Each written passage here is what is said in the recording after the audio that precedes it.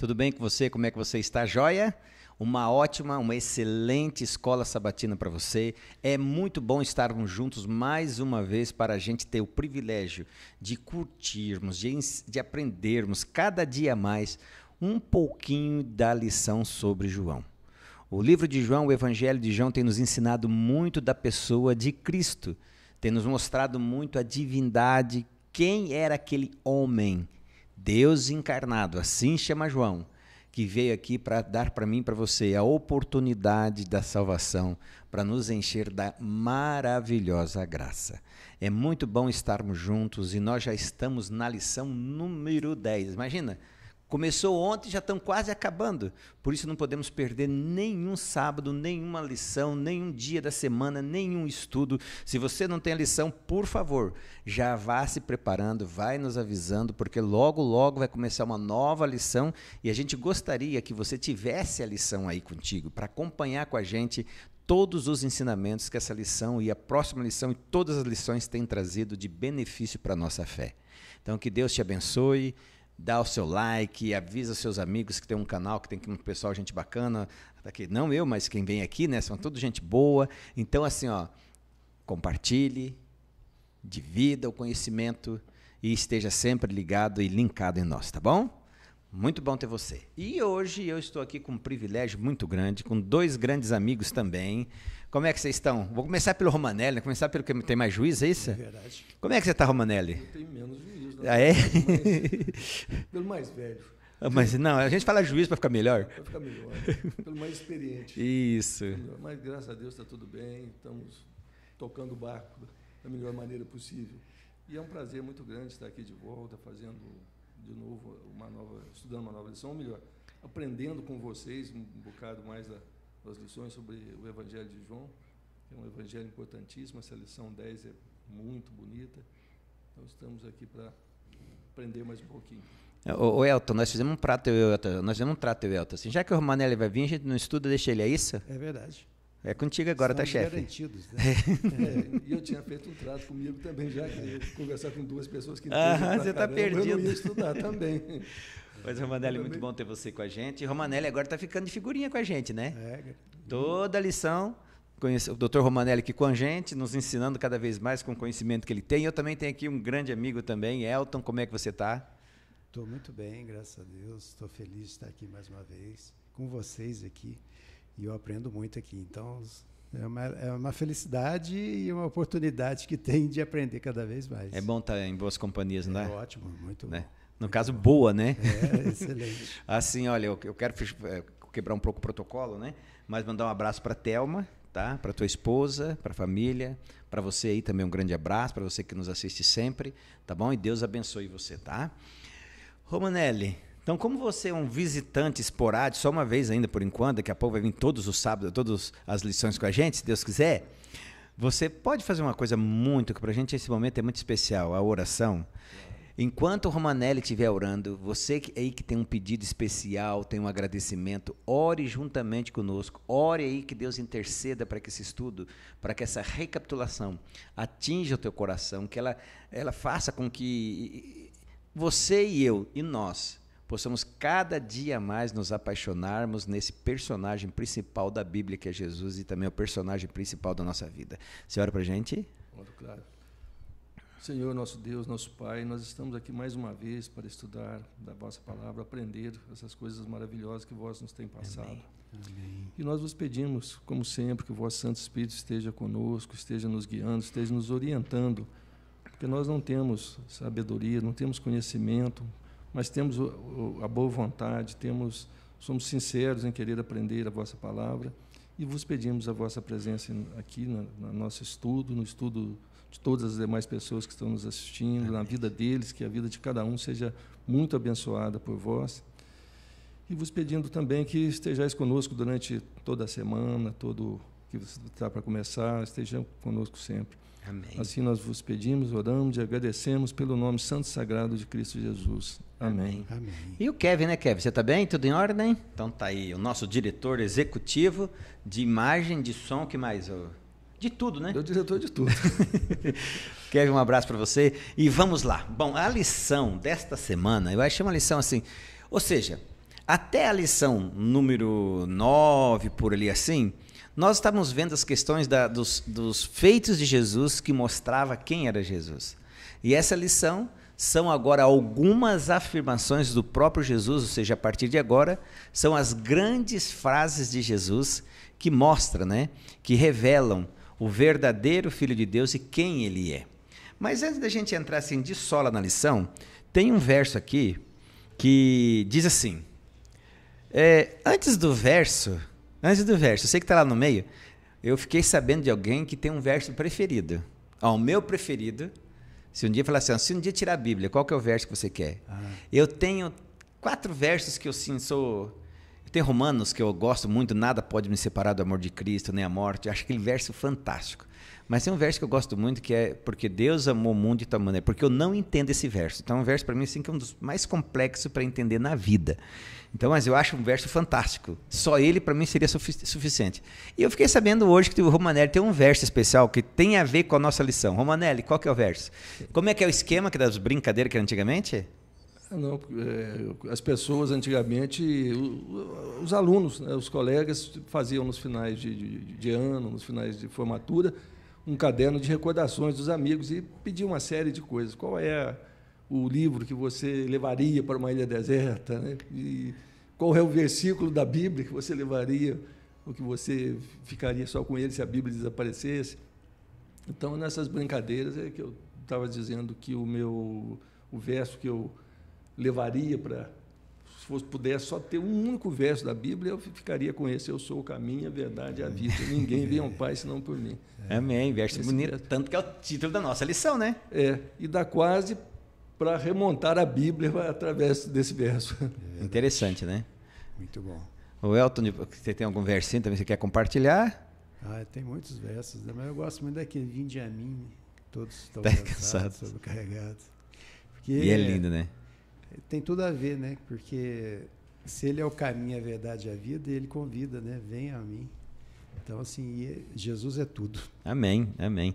Mas o verso dessa semana é o verso para memorizar, para quem ainda tem massa cinzenta no cérebro. A minha sumiu tudo com o cabelo, certo? O cabelo ficou branco, a massa esbrancou lá dentro, não estou conseguindo decorar nada, mas vamos nessa. Olha que verso lindo. Ninguém jamais viu Deus, o Deus unigênito que está junto do Pai, é quem o revelou. Ninguém jamais viu Deus. O Deus unigênito que está junto do Pai. É quem revelou. O revelou. Vocês querem comentar alguma coisa desse verso? Depois não tem muita coisa para comentar. Tem, eu acho que durante a lição a trajetória, né? Tem bastante coisa a respeito, né? O Deus unigênito. Aqui já se revela. A pergunta, né, do Felipe mesmo. Mostra-nos o Pai. Ou seja, já está se dizendo, né? O Deus unigênito.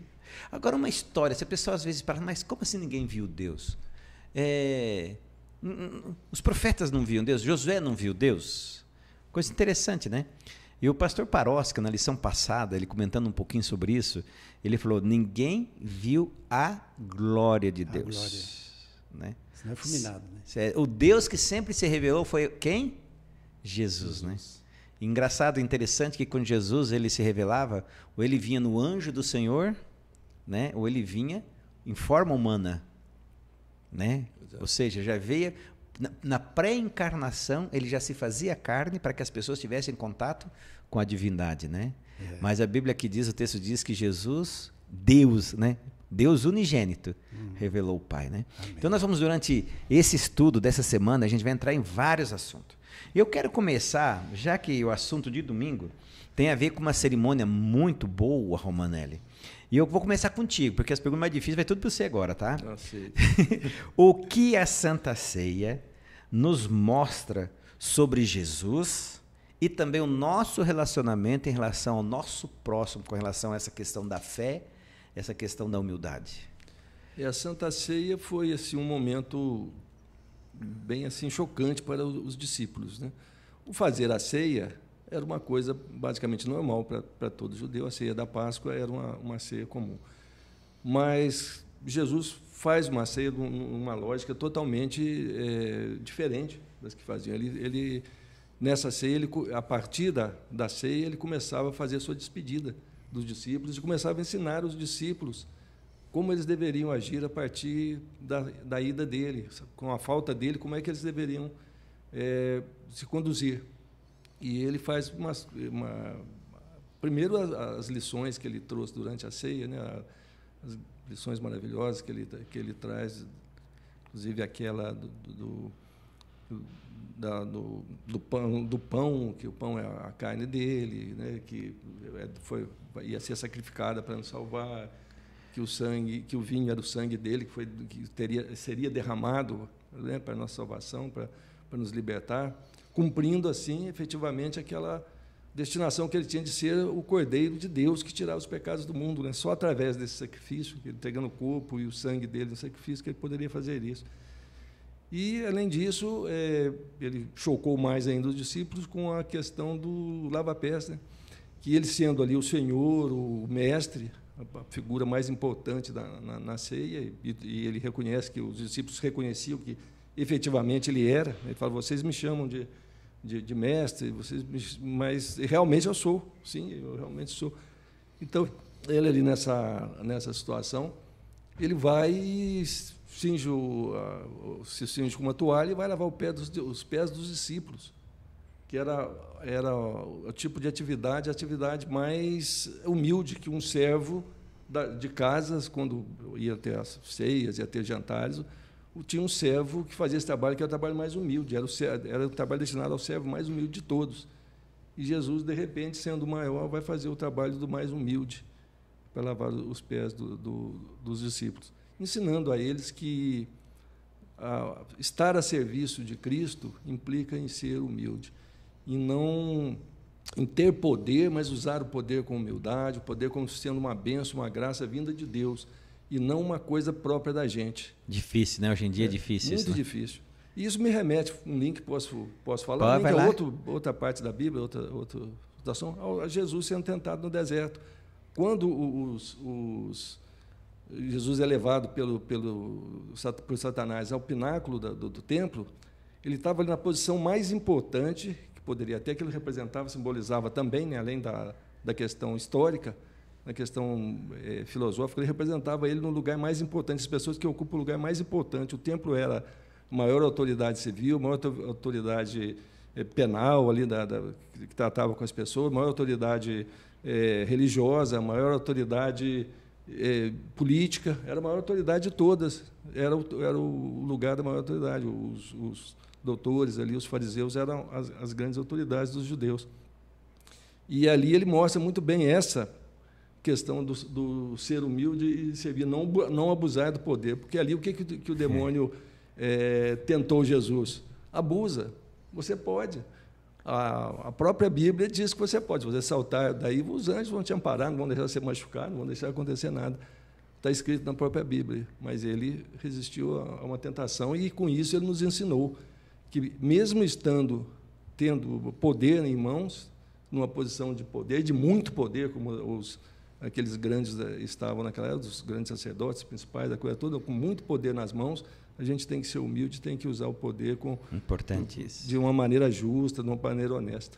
Isso em todos os âmbitos, né? Qualquer tipo de poder, qualquer poder, até o poder da gente como pai dentro de casa, como marido, como patrão, como funcionário. Todo tipo de poder cai na mão da gente, a gente tem que saber utilizar.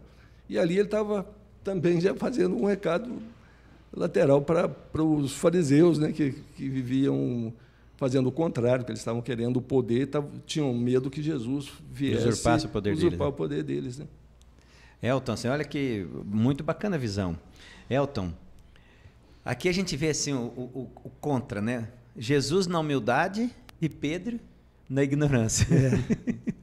Mas todos eles estavam na ignorância, né? Igual o Mané falou agora, muito bom essa questão a diferença, né? Lá na tentação, como Jesus tratou com tudo aquilo. Porque Satanás estava exercendo um poder sobre eles que era contrário do que Jesus, né?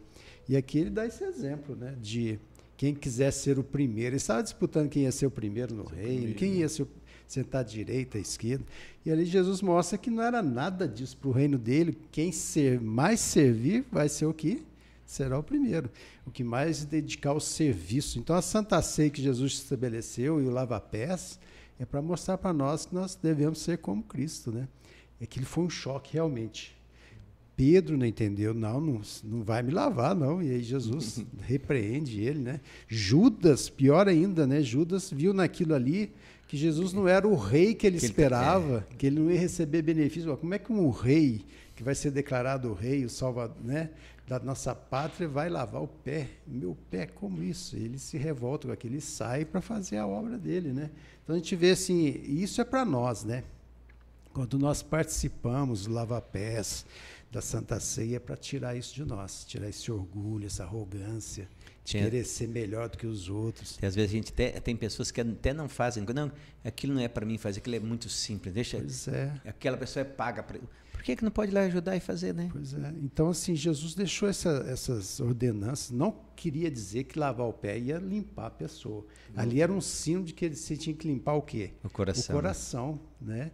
E quando a gente participa disso, nós estamos falando, Jesus, limpa meu coração de tudo errado que eu tenho, de todo orgulho, de toda arrogância, de toda luta, né, disputa. A gente vê muita disputa aqui. E às vezes tem isso na nossa vida também, dentro da igreja, na família, onde for, no trabalho. E Jesus dá essa lição maravilhosa que é para nós hoje, né, tão importante. Não, você falando a questão da disputa, né? Eu estive num estado fora de Minas esses dias e conversando com 2 pais, né? A briga, são 3 filhos. A briga dos filhos, o pai nem morreu direito ainda. Estão se matando por causa das poucas coisas que o pai tem. Ninguém tem a humildade. O pai está morrendo em casa e não vão lá ajudar o pai, mas estão brigando pelas coisas que o pai tem. Ou seja, a questão de ser o maior, de ser o primeiro, ter maior benefício. Eu quero fazer uma pergunta na lição aqui. Eu vou fazer para os dois, é isso que se vira. Vocês que tem o Elzo responde. Bem no rodapé. Você lembra que esses dias você era o homem da rodapé? É muito bom. Certo? No rodapé, eu sei que vocês já falaram tudo isso, mas de forma clara, vocês dois vão falar para nós aqui. O que o lava-pé, ou o lava-pés, ensina sobre seguir Jesus e servir ao próximo com humildade? Vamos lá. Se virem aí. Vamos lá, Elton. É aquilo que Jesus mostrou ali, né? Que quando eu participo disso, eu estou falando para Jesus o quê? Eu sou um pecador e humildemente eu estou aqui para que o Senhor me transforme. É um sinal de humildade perante Deus, de que eu não sou nada e Ele é tudo na minha vida e eu preciso dele. Porque sem Ele eu nunca vou ser humilde. Sem o poder do Espírito Santo, nós nunca seremos humildes. Nós sempre vamos querer estar por cima das pessoas. Mas isso essa ordenança é para modificar, preparar para quê? Para estarmos juntos de Jesus na volta dele. E às vezes eu posso ir lá participar e não tá pensando nisso, né? Tá só fazendo por um hábito, né? Todo mundo está fazendo, eu vou fazer também. E não é, lá é um momento solene da gente estar ali pensando nisso, Senhor, eu preciso ser minha vida transformada por Ti. É um momento de muita meditação sobre isso, de quanto nós precisamos de Jesus na vida. É verdade. Além do lava-pés ter todo esse significado, ter esse simbolismo, a gente tem que ver que o lava-pés vai levar a pessoa a reconhecer ou não, né, ou a se denunciar com relação ao amor ao próximo.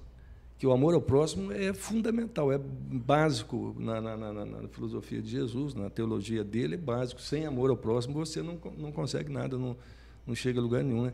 E ali, quando você faz isso, é uma situação, de certa maneira, constrangedora. Você pensa, vou lavar o pé de uma outra pessoa, ali, às vezes uma pessoa desconhecida, uma coisa assim, a pessoa fica meio constrangida, fica até meio constrangida da outra pessoa estar lavando os pés também.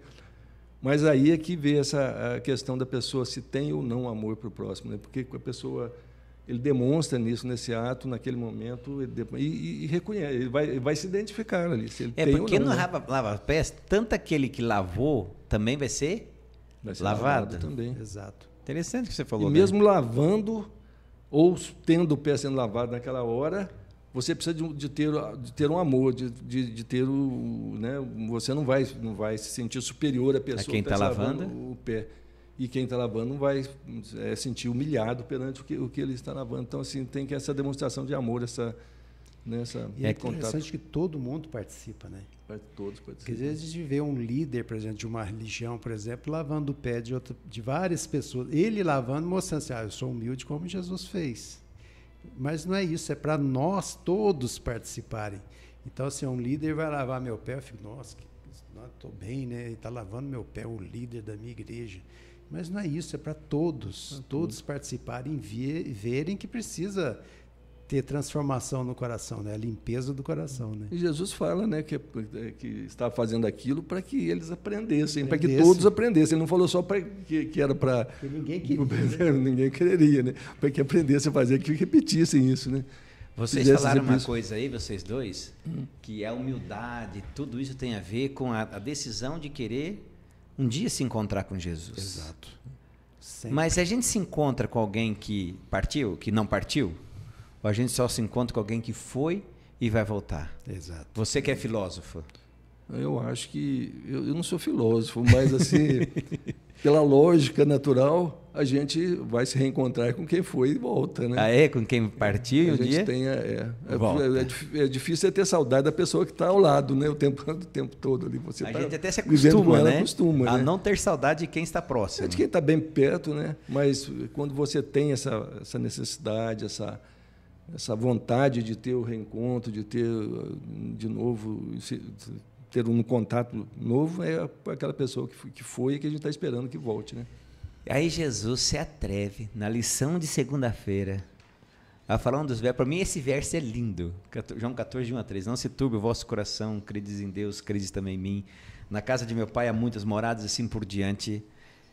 Vou preparar-vos lugar, e quando eu for, virei outra vez.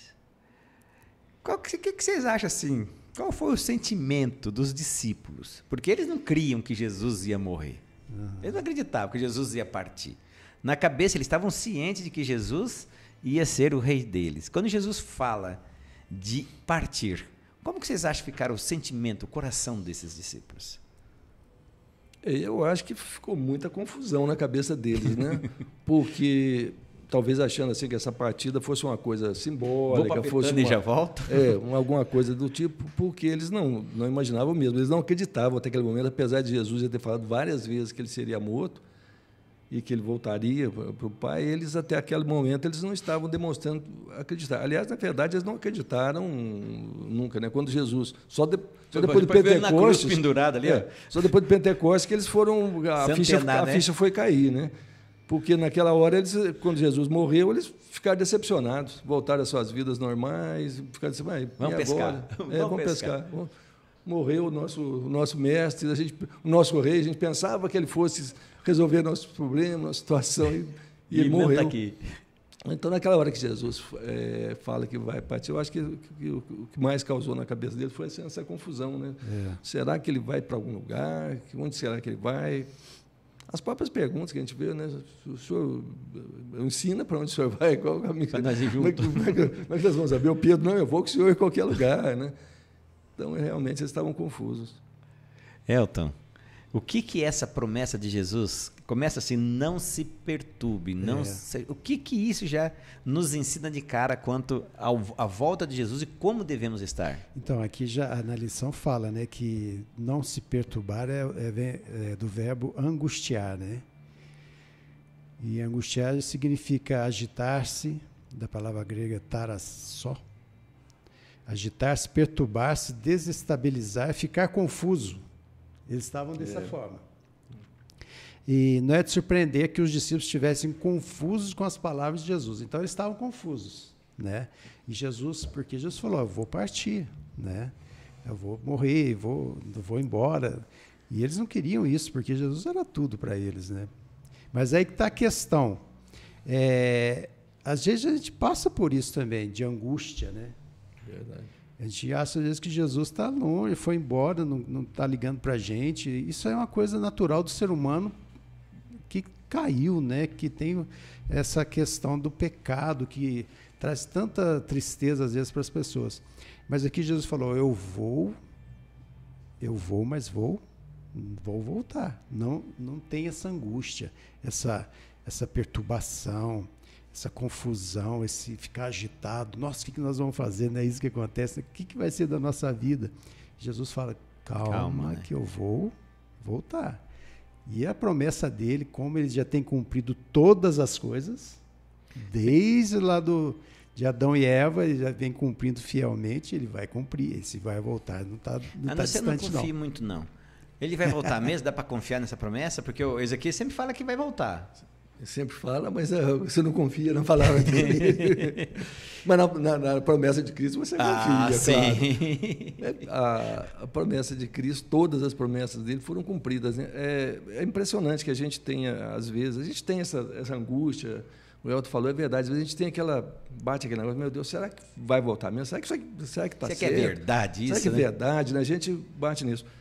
Mas se a gente olhar para a vida da gente, o tanto de bênção, o tanto de graça que a gente está recebendo agora, nesse momento, nesses dias, a hora que a gente pede, o tanto de oração da gente que é atendida, assim, às vezes de uma maneira tão assustadora, de tão rápida, você vê o tanto que Jesus está cumprindo aquela promessa de estar com a gente até o final dos tempos, né, por meio do Espírito Santo, mas ele vivendo com a gente até o final dos tempos. A gente não pode duvidar, né? Duvidar, não tem como duvidar, né? Eu acho que a cruz, que era a parte mais difícil.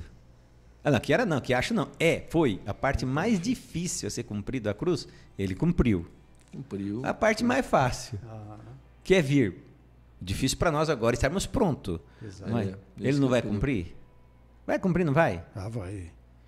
Então eu posso confiar nisso mesmo? Posso. Eu tenho uma passagem que eu gosto muito. Vai, lê lá. Que não está no Evangelho, mas está em 1 João, sabe? 1 João 4:10, que fala assim, 1 João, capítulo 4, versículo 10. Nisto consiste o amor, não em que nós tenhamos amado a Deus, mas que Ele nos amou e enviou seu Filho como propiciação pelos nossos pecados. Ou seja, que amor é esse de Deus? Nós não eu posso não amar a Deus, mas Ele me ama. Essa é a certeza, né? Imagina, quando você faz alguma coisa boa para uma pessoa, quando a pessoa te ama, você vai, normalmente é isso. Mas aqui Deus, nós éramos inimigos, nós não amávamos Ele mandou o Filho dele aqui para morrer por nós. Que amor é esse? Então isso aí traz muito conforto, a certeza que a gente tem de que... E Pedro fala, né, lá em 2 Pedro 3, fala que Deus é o quê? Longânimo, né, para conosco. Que Jesus não voltou ainda porque Ele quer que nós estejamos o quê? Salvos, né? Realmente cheio de amor por esse Deus que nos amou primeiro, né? Então é muito bom. Agora veja bem, existe alguma consequência quando eu deixo de lado e passo a não acreditar nessa promessa? O que vocês acham? Como é que eu vou viver se eu não crer na volta de Cristo? Qual é a primeira consequência? Eu como igreja, se eu não crer nisso? Como igreja, ainda complica mais ainda. Uma pessoa comum, que nem acredita em Deus nem nada, já tem uma vida complicada, porque fica tendo uma vida vazia, uma vida sem objetivo. Se você não crê em uma coisa transcendente assim, se não tivesse motivos nenhum para crer, porque eu falo assim, a gente tem milhares de motivos para crer, mas se a gente não tivesse nenhum, não percebesse nenhum, se a gente não cresce, a gente já teria uma vida sem objetivo. O que você vai fazer? Por que você está fazendo alguma coisa nessa vida se você vai morrer daqui a uns dias e tudo isso vai ficar aqui, se você não vai aproveitar nada disso, e que a vida fica vazia, fica sem sentido, sem objetivo, a pessoa acaba caindo num niilismo assim, profundo e sofre muito com isso, acaba ficando angustiado, depressivo, sofre muito, mesmo que tenha muitos bens, muitas coisas. Agora, como igreja, a coisa é muito mais complicada, né? Porque já pensou, tudo que a igreja tem é essa confiança em Cristo. Ela é isso. Se você tira isso, um tio dessa confiança, você desmontou a igreja inteirinha. A igreja cristã não existe sem... Aí passa pelo secularismo mesmo, né? Ou seja, é tudo aqui e acabou, né? É uma igreja absolutamente falsa, né? Uma igreja sem acreditar em Cristo. E dá um mau testemunho, né? Dá um mau testemunho do amor também, de Deus, né? E a gente vê o exemplo de Judas, né? Judas, ele esteve ao lado de Jesus e não aceitou esse amor na vida dele. E a consequência na vida dele, né? Então, assim, você está numa igreja estudando a Bíblia e não entender esse amor, pedir para o Espírito Santo colocar na sua vida esse amor, está fazendo uma coisa pior do que quem está lá lá fora no mundo, que não conhece nada. Está pior que isso. Né? Tem um hino nosso que fala amar, apressar e aguardar. Né? A volta de Jesus Cristo, para nós adventistas, é o centro de toda a mensagem de Deus. A cruz é o centro. Mas a cruz, só a cruz, como diz o Paulo, se Cristo não ressuscitou, vã é a nossa fé. Se Ele ressuscitou, eu e você podemos ter a certeza da volta de Jesus. Mas como chegar ao céu? Deve ter algum caminho, Romanelli. Agora é contigo. Como chegar no céu? Essa pergunta é muito difícil. Né? Muito difícil? A pergunta que o Felipe fez para Jesus, né? Mas, senhor, o senhor está indo, a gente não sabe. Felipe não, foi o Tomé, né, que perguntou isso. O senhor está indo, o senhor está dizendo que está indo, mas para onde o senhor está indo? Qual é o caminho? Mostra-nos o caminho para a gente chegar lá, né? E aí Jesus diz aquela frase que eu digo que é uma das frases mais poderosas da Bíblia. Não digo que são das mais bonitas, das melhores, porque todas as frases da Bíblia são maravilhosas, né? Mas assim, que tem um poder medonho quando a gente lê, aquilo impacta a gente, né? Que, olha, eu sou o caminho, a verdade e a vida. Ninguém vê um Pai senão por mim.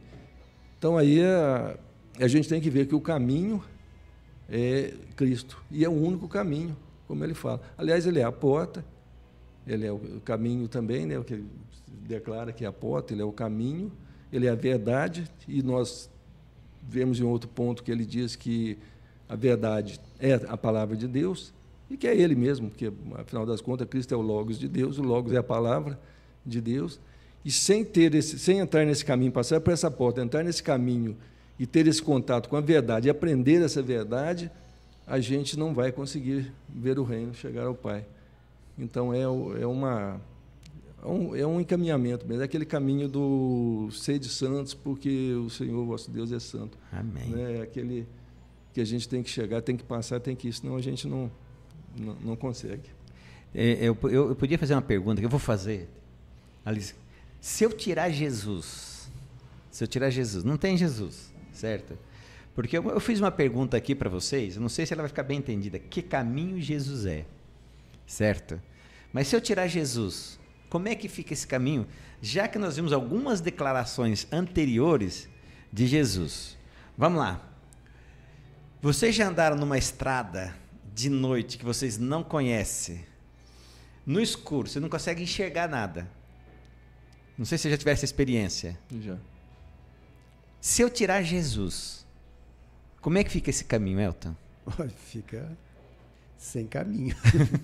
O caminho de morte para perder a salvação, né?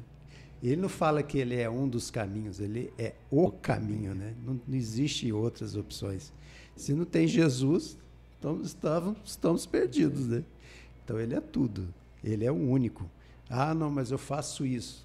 Sem Jesus, não vale tem nada, caminho, né? Não vai ser o caminho que vai te levar ao Pai. Porque João 17:3 ele fala, né? A vida eterna é esta, que te conheçam a ti, como Deus, o único Deus verdadeiro, e a Jesus Cristo é quem enviastes. E como o irmão Romané falou, eu sou o caminho, a verdade e a vida, ninguém vem ao Pai senão por mim, né? Sem ele nós não temos acesso a Deus Pai, nem ao Espírito Santo. Ele é tudo, né? E ele veio aqui para cumprir isso. E os discípulos estavam cheios de dúvidas, porque ainda eles estavam em processo de quê? Aprendizado, né? Aprendizado. O Espírito Santo ainda não tinha chegado neles, né? Então, acredito. Assim, a nossa vida é assim também. A nossa vida é uma vida de caminhada com Jesus. Quando Jesus falou, né? Eu sou a videira e vocês são os ramos. Né? Se você não tiver ligado em mim, você não pode fazer nada. Então, às vezes, a gente desliga de Jesus e a gente quebra a cara, né? Cai do cavalo. Mas aí a gente lembra, não, é Jesus, e nós vamos, a gente cai, levanta, cai. Os discípulos estavam assim, e nós precisamos aprender com isso. Isso tudo foi deixado, e Jesus mostrando, vem a mim, eu sou o único. Tem uma passagem naquele livro Alice no País das Maravilhas, tem uma passagem muito conhecida, vocês já devem ter ouvido falar muito, o pessoal cita muito, os professores citam muito, que Alice pergunta para o coelho que caminho, tinham vários caminhos, ela pergunta que caminho eu devo seguir. Aí o coelho pergunta para ela, mas você está querendo ir aonde? Ela fala, não sei. Então, você não sabe, qualquer caminho serve. Né? Então, assim, quem sabe onde quer chegar, e sabe que o caminho para chegar é o Pai, é o reino, tudo mais, ele sabe qual é o caminho, que o caminho só tem esse, o Cristo, e tem que segui-lo, né? Agora, se a gente olhar para Jesus, engraçado, né? Jesus fala assim, eu sou a luz. O caminho precisa ser iluminado. Jesus diz, eu sou a água. Na trajetória, o povo de Israel teve problema na trajetória do caminho deles, que eles precisavam falta de água. Eu sou o pão da vida. No caminho é preciso de lanchonete, ainda mais se for longe o caminho, se não tiver condições de levar comida na hora, mas precisa levar, se for longo vai estragar a comida. Você precisa do pão. Ou seja, Jesus, ele se refere, quando o caminho, ele já tinha dado várias dicas de que no percurso do caminho, as necessidades básicas nossas iam ser atendidas por ele, né? Muito interessante, Jesus o caminho. E aqui na lição diz o seguinte, logo fica claro que Jesus Cristo é o caminho para Deus. Sem ele, o caminho é escuro, ele é a luz que ilumina a estrada para Deus. Amém. Mas Jesus também falou uma coisa que a gente vai ver aqui agora na lição de quarta-feira. Verdade, eu sou a verdade. Podemos crer nisso, mas existe verdade assim? Não estamos na pós-verdade, Romanelli? A verdade é que a gente está na pós-verdade, ou seja, uma verdade que não existe, uma verdade relativa. A minha verdade é totalmente diferente da sua, e é totalmente diferente da do Elton, cada um com a sua verdade, e todas elas valem, segundo essa pós-modernidade, nessa loucura. Mas o que acontece? Nós estamos tão perdidos, nós estamos tão desencaminhados, e esse é o problema do caminho. Se você entra no caminho, Jesus falou, o caminho é estreito, a porta é estreita, o caminho é estreito, mas é o caminho da salvação. Se você entra num caminho cheio de possibilidades, cheio de trilhas, um caminho plurimo aí, você vai estar no caminho largo. É um caminho que tem muitas possibilidades de caminhar, mas é o caminho da perdição. É o caminho que nós estamos hoje em dia, que a sociedade está, o mundo está hoje em dia caminhando num caminho muito largo. Então, tão largo que a pessoa pode decidir se ela quer ser homem ou ser mulher, pode decidir se ela é bicho, se ela é bicho ou gente, qualquer coisa assim, as coisas mais né, difíceis que da gente perceber. E também essas possibilidades. Não, a verdade minha é minha, meio problema meu, a sua verdade é sua, problema seu. Mas a gente vê que a gente, como cristão, a gente tem que ter a visão bíblica. Nós somos cristãos bíblicos, então a gente fundamentalista. Aliás, também a gente é acusado de esse fundamentalista aí não quer dizer radical, não. Quer dizer, a Bíblia é o fundamental nosso, o fundamento de tudo. O fundamento da gente é a Bíblia, né? Porque o termo fundamentalista também entrou na verdade relativa e passou a ter outro sentido. Passou a ser totalmente extirpado da realidade, né? Passou a ter um sentido diferente. Então, nós somos fundamentados na Bíblia completamente. O que a Bíblia nos diz? Diz que tem uma verdade e que essa verdade é Cristo. Ele é o caminho, ele é a verdade. Né? E que essa verdade vai ser representada pela própria palavra de Deus. Vamos já juntar daí a lição de quarta e a lição de quinta junto? Porque eu acho que não tem como estudar separado as duas, né? Jesus é a verdade. E ele afirma que a Escritura também é verdade. A Escritura é verdade. Ou seja, não tem verdade longe de Jesus, né? E a Bíblia diz que o Espírito Santo é a verdade. É o Espírito da Pai verdade. também é a verdade. Ou seja, não tem como eu ter Jesus, ou seguir o caminho de Jesus, caminho para o céu, esperar Ele, numa pós-verdade. Não existe isso. Para você, eu só posso explicar para eles o que é uma pós-verdade, mais ou menos. Esse dia eu estava assistindo um jornal, aí a pessoa defendendo, está escrito na Constituição Brasileira e no Código Penal. Está escrito. Faz isso assim, assim, assim. E a pessoa dizendo, não, aquilo que a pessoa fez está errado, porque o Código Penal diz isso, e a Constituição diz isso. A jornalista, eu fiquei abismado, olhou para a pessoa falando, mas essa é a sua verdade. Eu não penso assim. Se está escrito em 2 lugares. E é assim que as pessoas hoje têm levado isso, né, Romanelli e Elton? É bem assim. E você vê que, quando a gente vê a verdade, Jesus fala uma coisa, não sei, desvia um pouquinho aqui, mas rapidinho. Jesus fala que o santifico na verdade, a sua palavra é a verdade, a tua palavra é a verdade. Então, a palavra de Deus é que é a verdade. Essa verdade que Cristo nos fala é a própria palavra de Deus. Cristo é a própria palavra de Deus. Ele é o Logos. Encarnada, né? É a palavra encarnada, ele é o Logos. Quando você vai nos 10 mandamentos, A palavra que está escrito no original não é mandamento, é palavra. Então, são as 10 palavras, são os 10 davar, lá em hebraico, davar, as 10 palavras.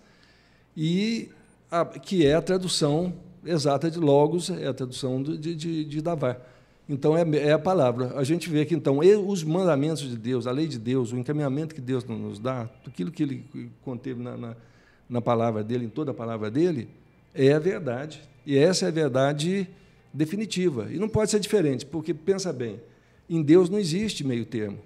Por isso que ele fala que o caminho é estreito, o caminho é focado, absolutamente focado, é uma coisa só. Você não tem como Deus ser meio verdadeiro, ou está falando uma verdade relativa. Tudo que ele fala é absoluto, o que ele faz é absoluto. Então, seja Deus como Espírito Santo, como Filho ou Pai, a verdade é absoluta neles, né? Eu até se chama, evocando os 10 mandamentos, eu só vou usar como exemplo, isso, também partindo um pouquinho. Aí o pastor, esqueci o nome dele, é um pastor israelense, né? Ele é professor, ele é de origem judeu ali. E ele contando que ele foi convidado por uns amigos não adventistas, né, para participar de uma conferência. Aí ele estava lá e não tinha nada a ver com 10 mandamentos a conferência. E ele falando sobre a questão da contextualização, interpretação bíblica e tal. Aí disse que tinha uma mulher assim que ficava... Ele olhava assim para ela não conseguia parar de se mexer. Você já viu isso, né? Não. Não conseguia se mexer. Aí, de repente, ela levanta a mão. Eu preciso falar. O quê? Eu já fui adventista do 7º dia. Hoje eu me libertei. Hoje eu me libertei. Eu falei, como assim, meu amor? Não. Depois que eu aprendi que Deus quer que eu guarde, não o sábado que os adventistas querem que eu guarde. É o meu sábado.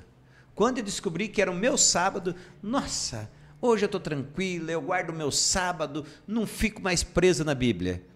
Aí ele falou assim, nossa, o teu ponto de vista é interessante o teu ponto de vista, mas não é bíblico. Mas como assim não é bíblico? Se você ler a Bíblia, lá Jesus fala assim, Deus fala, guarda os meus sábados, não o seu. Exato. Ou seja, a verdade, ela não se concentra naquilo que eu penso, nem nas vãs filosofias. Ela se concentra na palavra única e exclusiva de Deus, é isso? É por isso que a gente vê assim, por que tem várias denominações cristãs no mundo, se a Bíblia é uma só. Né? Dizem que tem mais de 30 mil denominações. Chega a 40 já mil. 40 mil. Só vai aumentando. Só aumentando. E cada um fala, eu tenho a verdade, não, eu quero. Mas aconteceu isso com Jesus, lá em João 5, 38 a 40, que a lição traz para nós, ele falou que examinais as Escrituras, porque julgais ter nelas a vida eterna. E são elas que testificam de mim, né? De mim, Jesus falando para eles. E aí Jesus continuou, contudo, não quereis vir a mim para que terdes a vida. Ou seja, por que existe uma Bíblia só e tantas denominações? Porque eles não querem ir a Cristo Jesus. Porque ele é bem claro, né? João 17, ele fala o quê? Santifica-os na verdade, a tua palavra é a verdade. E aí, em 16, capítulo 13, aqui, olha como é que é uma sequência, está fora da sequência, mas quando vier, porém, o Espírito da verdade, eles vos guiará em toda verdade, porque não falará por si mesmo, mas dirá tudo o que tiver ouvido e vos anunciará as coisas que hão de acontecer, de vir. Ou seja, é uma coisa assim, Jesus deixou a palavra, mas nós precisamos do quê? Do Espírito Santo. Espírito Santo. As pessoas falam que têm a Deus, mas não têm o Espírito de Deus. Aí depois, lá para frente, né, em João 20, depois a gente vai ver isso, mas é uma sequência. Já estamos já nele lá. Quando Jesus encontra com eles, 20 e 22, olha só o que acontece. E Jesus aparece aos discípulos, e havendo dito isso, soprou sobre eles e disse-lhes, recebeis o Espírito Santo. Se a pessoa não tiver o Espírito Santo, ela não vai querer seguir o que Jesus quer. Ela vai querer seguir o que eu quero. Então, quem me guia, quem me mostra o caminho, Jesus é o caminho, mas quem torna esse caminho eficaz na minha vida é o Espírito Santo. Porque senão Por isso tem que ser a nossa busca diária, né? Diária. Então, assim, o que a gente está vendo? Tanta confusão. Não, isso não é mais. A Bíblia não é mais isso, não. Até no nosso meio. No nosso meio. Não, vamos esquecer o meio de lá. É, no nosso. Isso é para nós, né? Em todos os lugares, Todos todas os as lugares. religiões, você vê coisas. Satanás, ele quer tirar você do único caminho, da única verdade e da única vida, que é Cristo Jesus. E ele começa, eu sou religioso, mas isso aqui, igual esse exemplo que você deu, né? É. A senhora falou assim, eu agora guardo o meu sábado. Eu agora me alimento de acordo com no meu gosto. No meu gosto. Eu uso o meu dinheiro do jeito que eu quero. Esse é o Kevin. Esse é o Kevin ali, ó, não dá nada para mim. E meus relacionamentos não é de acordo com a Bíblia. Isso é coisa antiga, é do jeito que eu quero. Não, agora você falou uma coisa muito séria, né? Imagina, porque a base da sociedade é a família, a base da igreja é a família.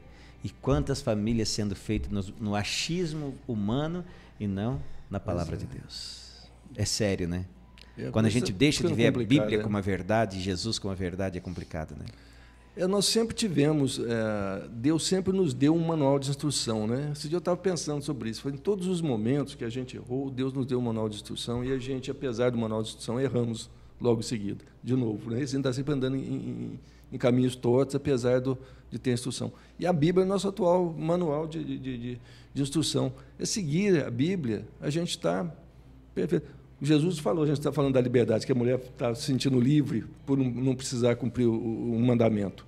Mas Jesus falou que conhecereis a verdade vos libertará. Ela que liberta. Só vai ser verdadeiro, ele explica, só vai ser verdadeiramente livres do pecado se conhecer a palavra, se conhecer a verdade. Romanelli, o negócio está muito bom, Elton também, mas o diretor está dizendo que está quase na hora de acabar. Tem 2 trechos aqui, eu queria que você lesse para nós, Elton, na parte de Eu Sou a Verdade, tem o Parábolas de Jesus, página 40, é o 2º parágrafo, Teorias e Filosofia. Eu achei aquilo muito chique. Muito. Vai lá. Teorias filosóficas ou composições literárias, embora brilhantes, não podem satisfazer o coração. As afirmações e descobrimentos humanos não têm valor. Que a palavra de Deus fale ao povo. Aqueles que ouviram somente tradições, teorias e máximas humanas até agora, ouçam a voz daquele cuja palavra pode renovar a alma para a vida eterna. Maravilhoso isso. Ou seja, precisa mais coisa que isso?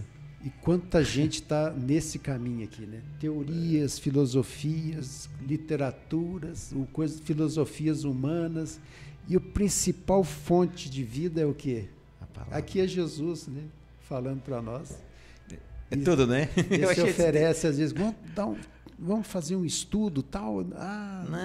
Não tem tempo. Agora vamos assistir filme, vamos fazer beber. Aí tem todo o tempo. Os que fazem, desculpe ter interrompido, mas assim, os que fazem maratona, passam, por exemplo, às vezes um fim de semana inteirinho assistindo um mesmo seriado, 3, 4 temporadas, um mesmo seriado, num único fim de semana. E não acham tempo? Mas não tem um minuto para ler a Bíblia. Palavra de Deus. Eu conheço uma pessoa que lê livros assim, com uma rapidez, ele lê assim, livros que são enormes. Aí toda semana, eu acho que ele deve ler por mês, ele deve ler uns 4, 5 livros, e livros bem grandes. E aí eu ofereci o Grande Conflito para ele ler. Ele não leu ainda. O Grande Conflito... Que é pequenininho em relação aos outros, né? Mas ele acha que as literaturas humanas são mais interessantes. Mas eu tenho certeza que um dia ele vai ler. Vai. E quando ele lê... Amém. Vamos orar sincero, por ele, né? Ele vai descobrir ali a maior literatura deixada. Ellen White fala uma coisa que eu achei impressionante nos comentários dela, que a Bíblia é a folha da árvore da vida que Deus concedeu ao ser humano para restaurar a vida dele. Lindo. Eu nunca tinha lido isso. O comentário dela falando isso, é uma folha da árvore da vida ao ser humano. Que na Bíblia diz que vai servir como remédio para as nações. Lindo, hein? Nossa, eu até arrepiei. Não, mas você falou, deu até um nó aqui. Isso acontece Chique com a gente demais. Né?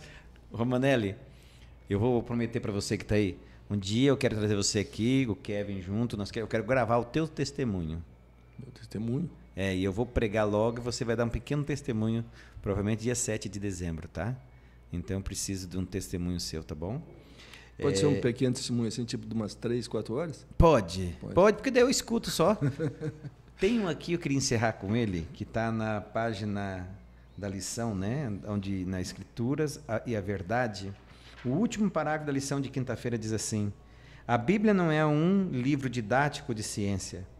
Ela não explica como dividir o átomo ou como realizar uma cirurgia no cérebro.